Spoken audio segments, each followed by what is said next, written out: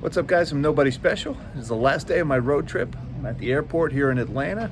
I had a couple of you guys guess based on my background in the hotel where I was filming that I was in Atlanta. So guys, that's pretty impressive. On my way to home sweet home. I saw some stories today. Shout out to Mike Binder, who sent me a link on Twitter about the junk bond, the yields in the junk bonds in China breaking over 20% today.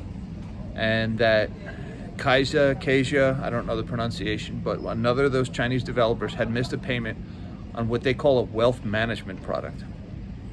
And first of all, about wealth management products, right? What it turns out, what a lot of these developers did is they created these, what they're calling wealth management products. But what it is basically IOUs. It's debt. You give them your wealth, they manage it for you in exchange for interest.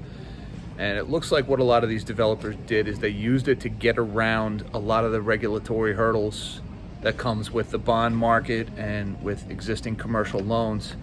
And it looks like they're screwing a lot of people, namely their employees. That's what's really sick about these wealth management products, is that they marketed them so heavily to their employees, and in some cases even threatened their employees if they didn't buy these wealth management products. So, you work for this company, you give them your time in exchange for money that they give you, and then they demand you give them the money right back just based on an IOU and a promise. It's really sick what these companies have done to a lot of their employees. And they've screwed them. These people who bought these wealth management products, these are the people in front of the corporate headquarters that are protesting and complaining. And I read in this one article today that in Kaizer's headquarters, the building is virtually empty. Nobody's coming to work. There's so many protesters outside demanding their money back. And who knows, this company's not going to exist much longer, folks. These companies are going bankrupt. And I've been saying it a couple of times in some of my videos. When you see a yield, when you see someone promising you a 10% return, a 15% return, a 20% return, okay, that needs to set off alarm bells in your mind.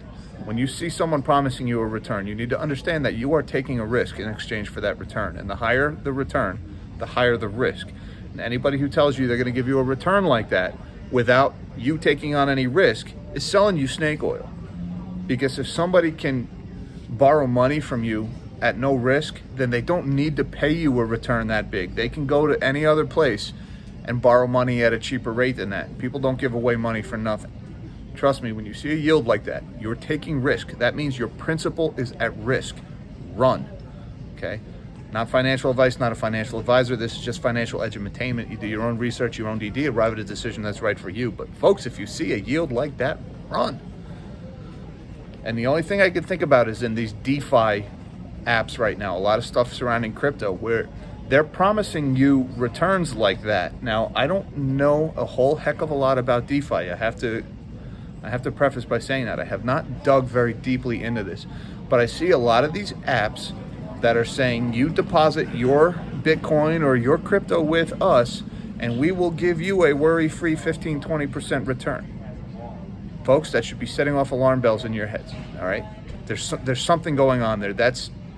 Nobody offers a return like that for free, all right? And it reminds me an awful lot of that BitConnect scam from 2017, 2018, and that ended up being a Ponzi scheme, and anybody who was in that lost everything, okay? So again, when you see those yields, run.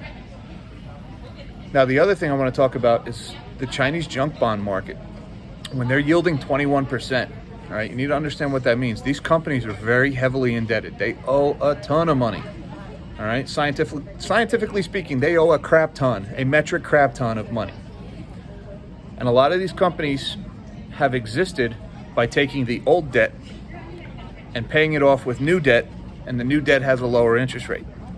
All right, rolling it over for lower interest debt. And as long as the interest rates keep going down, the music keeps playing. Problem is now, because of Evergrande has spooked the Chinese junk bond market to where lenders are now demanding a higher return for the risk that they're taking. What that's doing is that's making that debt market inaccessible to a lot of these companies that need the money to stay alive. Okay, so when you hear about contagion, when you hear about the risk spreading, this is how one company going under can cause another to go under, because it makes the debt markets more expensive for that other company to access. And right now, if you're one of these high yield, they call it. When you hear high yield, think junk.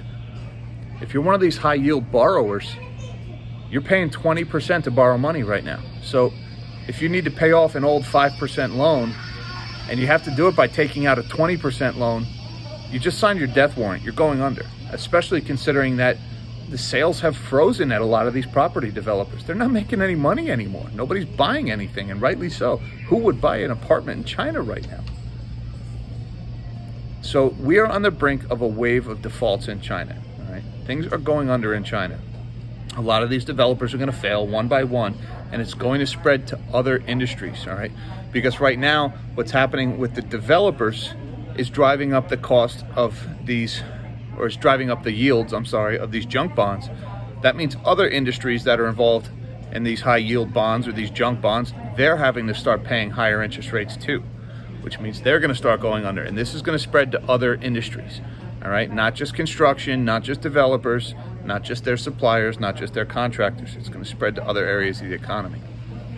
All right, and watch how this plays out, because maybe the situation here in the States isn't quite as bad, but we do have a lot of these zombie companies here in the States that the only reason they still exist right now is because they have been able to take out low interest debt to pay off older high interest debt, and therefore buy themselves time while their operations continue to lose money. Well, interest rates are starting to go up here in the States now. With interest rates going up, that means that endless cycle of rollover and refinancing is now coming to a halt.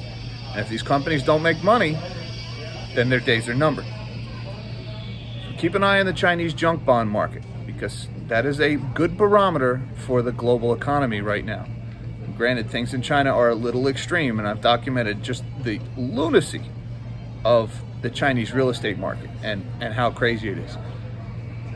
But it is indicative of what's going on here in the States and elsewhere. And again, everything is so interconnected now. The financials, the banks, that it's anybody who's on TV saying that all this situation with Evergrande and what's happening with the Chinese developers is contained and it's not going to spread, it's not going to leave China. All right. Chances are they're trying to sell you something. All right. They are selling something that they want you to buy. And they're on TV trying to convince you that all is well, so you buy it. Okay? And that's why I am raising cash right now, because I smell smoke. Something is going on. I don't know what's going to trigger it. I don't know what's going to make it flash over. But there are just way too many warning signs flashing right now. And the Chinese economy and the Chinese debt market is way too big that I just know something is coming. All right? Maybe a few weeks, maybe a few days. Could be months, it could be another year or two. Okay, but there are some major problems coming out of China, let alone the problems we have here in the States. Anyways, guys, that's all I got for you on this one. I want to thank you for your time. Thank you for watching. I apologize for the shaky camera work. I apologize for the lack of sound quality. Like I said, I'm on the road. I will be back in the office tomorrow with a little bit more regularity. Just a reminder, my Power Hour live stream at 3:15 Eastern Time tomorrow. Come check that out. I'll be taking your questions and interacting with you guys starting at 3:15 p.m. Eastern Time. So by all means, come check that out. It's a little, it's informal. It's a little more of a back and forth. You guys send me your topics, your questions. I'll answer them to the best I can.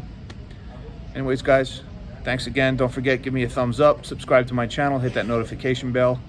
Until next time, live small, dream big.